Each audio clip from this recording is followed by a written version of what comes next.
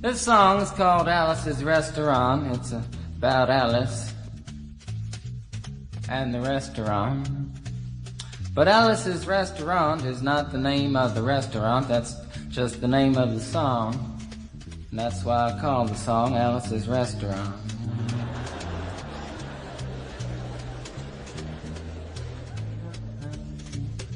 You can get anything you want at Alice's Restaurant. You can get anything you want at Alice's Restaurant. Walk right in, it's around the back, just a half a mile from the railroad track. And you can get anything you want at Alice's Restaurant. Now it all started 2 Thanksgivings ago. It was 2 years ago on Thanksgiving when my friend and I went up to visit Alice at the restaurant. But Alice doesn't live in the restaurant. She lives in the church nearby the restaurant in the bell tower with her husband Ray and Facha the dog. And living in the bell tower like that, they got a lot of room downstairs where the pews used to be. And having all that room, seeing as how they took out all the pews, they decided that they didn't have to take out their garbage for a long time. We got up there, we found all the garbage in there, and we decided it'd be a friendly gesture for us to take the garbage down to the city dump. So we took the half a ton of garbage, put it in the back of a red VW microbus, took shovels and rakes and implements of destruction, and headed on toward the city dump. Well, we got there, and there's a big sign and a chain across the dump saying closed on Thanksgiving, and we had never heard of a dump closed on Thanksgiving before, and with tears in our eyes, we drove off into the sunset looking for another place to put the garbage. We didn't find one till we came to a side road, and off the side of the side road was another 15-foot cliff, and at the bottom of the cliff was another pile of garbage, and we decided that one big pile was better than 2 little piles, and rather than bring that one up, we decided to throw ours down.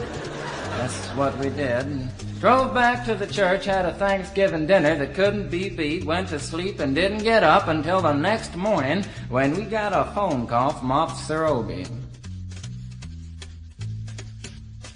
He said, "Kid, we found your name on an envelope at the bottom of a half a ton of garbage, and just wanted to know if you had any information about it." And I said, "Yes, sir, Officer Obie, cannot tell a lie. I put that envelope under that garbage." After speaking to Obie for about 45 minutes on the telephone, we finally arrived at the truth of the matter and said that we had to go down and pick up the garbage and also had to go down and speak to him at the police officer station. So we got in the red VW microbus with the shovels and rakes and implements of destruction, headed on toward the police officer station. Now, friends, there was only 1 or 2 things that Obie could have done at the police station, and the first was that he could have given us a medal for being so brave and honest on the telephone, which wasn't very likely, and we didn't expect it. Another thing was that he could have bawled us out and told us never to be seen driving garbage around the vicinity again, which is what we expected. But when we got to the police officer station, there was a third possibility that we hadn't even counted upon, and we was both immediately arrested, handcuffed. And I said, "Obie, I don't think I can pick up the garbage with these handcuffs on." He said, "Shut up, kid. Get in the back of the patrol car," and that's what we did, and sat in the back of the patrol car and drove to the, quote, "scene of the crime," unquote. I want to tell you about the town of Stockbridge, Massachusetts, where this happened here. They got 3 stop signs, 2 police officers and 1 police car, but when we got to the scene of the crime, there was 5 police officers and 3 police cars, being the biggest crime of the last 50 years, and everybody wanted to get in the newspaper story about it. And they was using up all kinds of cop equipment that they had hanging around the police officer station. They was taking plaster, tire track, footprints, dog-smelling prints, and they took 27 8x10 colored glossy photographs with circles and arrows and a paragraph on the back of each one explaining what each one was to be used as evidence against us. Took pictures of the approach, the getaway, the northwest corner, the southwest corner, and that's not to mention the aerial photography. After the ordeal, we went back to the jail. Obie said he was going to put us in the cell. Said, "Kid, I'm going to put you in the cell. I want your wallet and your belt." And I said, "Obie, I can understand you wanting my wallet so I don't have any money to spend in the cell, but what do you want my belt for?" And he said, "Kid, we don't want any hangings." I said, "Obie, did you think I was going to hang myself for littering?" Obie said he was making sure, and friends Obie was, 'cause he took out the toilet seat so I couldn't hit myself over the head and drown. And he took out the toilet paper so I couldn't bend the bars, roll the toilet paper out the window, slide down the roll, and have an escape. Obie was making sure, and it was about 4 or 5 hours later that Alice, remember Alice? It's a song about Alice.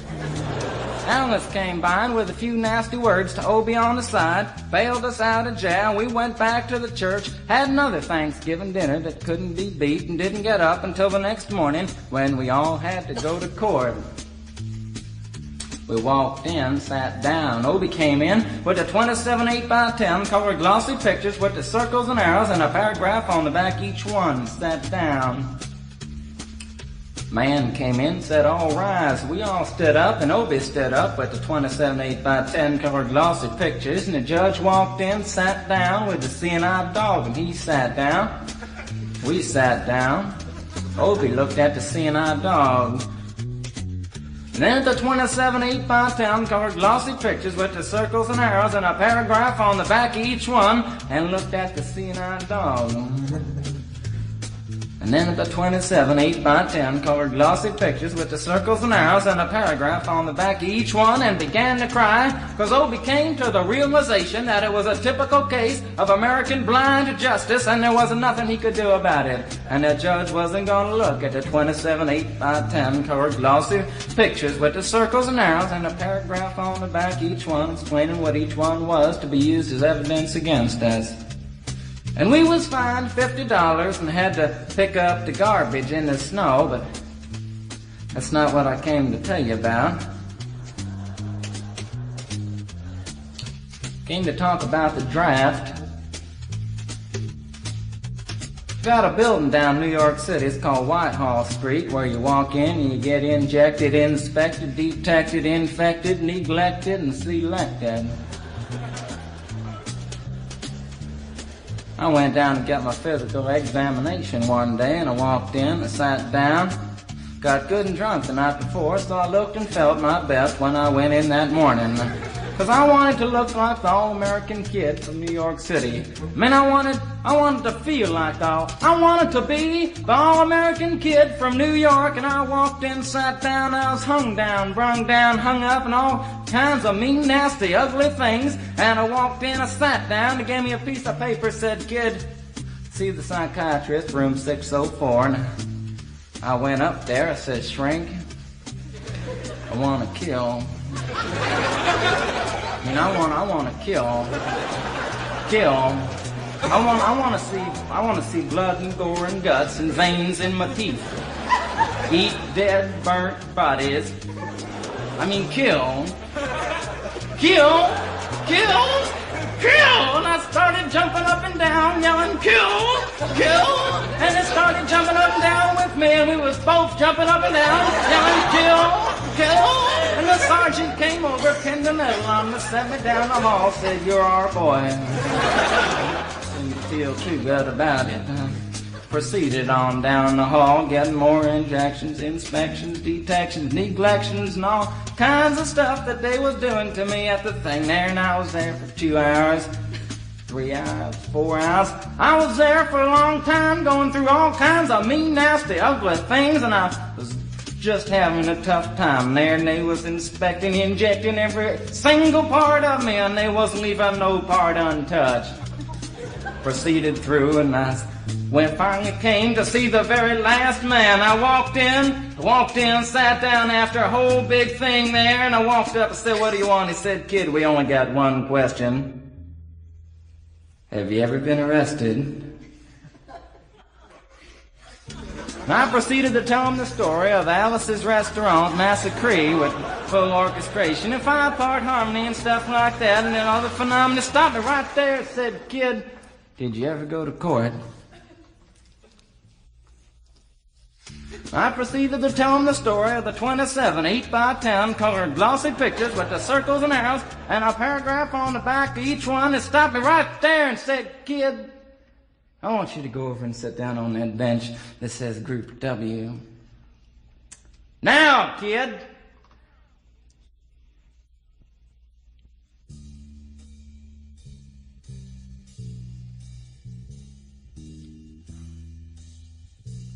And I walked over to the bench there, and there's Group W's where they put you if you may not be moral enough to join the army after committing your special crime. And there was all kinds of mean, nasty, ugly-looking people on the bench there. There's mother rapers, father stabbers, father rapers sitting right there on the bench next to me, and they was mean and nasty and ugly and horrible and crime-fighting guys that's sitting there on the bench. And the meanest, ugliest, nastiest one, the meanest father raper of them all, was coming over to me, and he was mean and ugly and nasty and horrible and all kinds of things. And he sat down next to me and said, "Kid, what'd you get?" I said, "I didn't get nothing. I had to pay $50 and pick up the garbage." He said, "What were you arrested for, kid?" And I said, "Littering." And they all moved away from me on the bench there, and a hairy eyeball and all kinds of mean, nasty things, till I said, "And creating a nuisance," and they all came back, shook my hand, and we had a great time on the bench talking about crime, mother stabbing, father rape, and all kinds of groovy things that we was talking about on the bench. And everything was fine. We were smoking cigarettes and all kinds of things until the sergeant came over, had some paper in his hand, held it up and said, "Kids, this piece of paper's got 47 words, 37 sentences, 58 words. We want to know details of the crime, and that kind of thing. You got to say pertaining about the crime. Want to know the rest of the officer's name, and that kind of thing. You got to say." And they talked for 45 minutes, and nobody understood a word that he said. But we had fun filling out the forms and playing with the pencils on the bench there. And I filled out the massacre with the 4-part harmony and wrote it down there just like it was, and everything was fine. And I put down a pencil and I turned over the piece of paper, and there on the other side, in the middle of the other side, away from everything else on the other side, in parentheses, capital letters, quotated, read the following words: "Kid, if you rehabilitated yourself." I went over to the sergeant and said, "Sergeant, you've got a lot of damn gall to ask me if I've rehabilitated myself. I'm sitting here on the bench. I'm sitting here on the Group W bench because you want to know if I'm moral enough to join the army, burn women, kids, houses, and villages after being a litter bug." He looked at me and said, "Kid, we don't like your kind. And we're going to send your fingerprints off to Washington, and friends, somewhere in Washington, enshrined in some little folder, is a study in black and white of my fingerprints. And the only reason I'm singing you the song now is because you may know somebody in a similar situation. Or you may be in a similar situation, and if you're in a situation like that, there's only one thing you can do, is walk into the shrink wherever you are. Just walk in, say, 'Shrink, you can get anything you want at Alice's restaurant,' and walk out.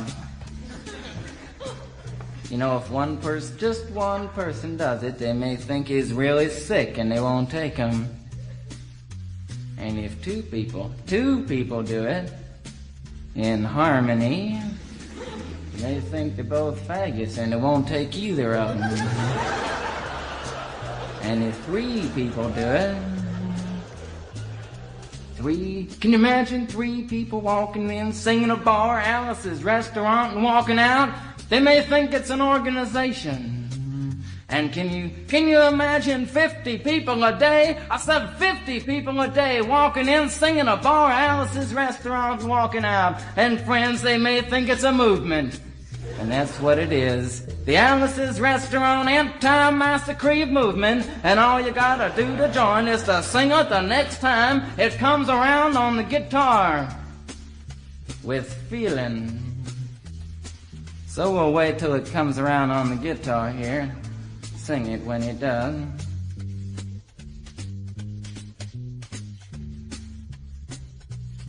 Here it comes. You can get anything you want at Alice's Restaurant. You can get anything you want at Alice's Restaurant. Walk right in, it's around the back, just a half a mile from the railroad track. And you can get anything you want at Alice's Restaurant. That was horrible. If you want to end war and stuff, you gotta sing loud. I could put it loud. I've been singing the song now for 25 minutes. I could sing it for another 25 minutes. I'm not proud. Or tired. So we'll wait till it comes around again, and this time with 4-part harmony and feeling. We're just waiting for it to come around is what we're doing.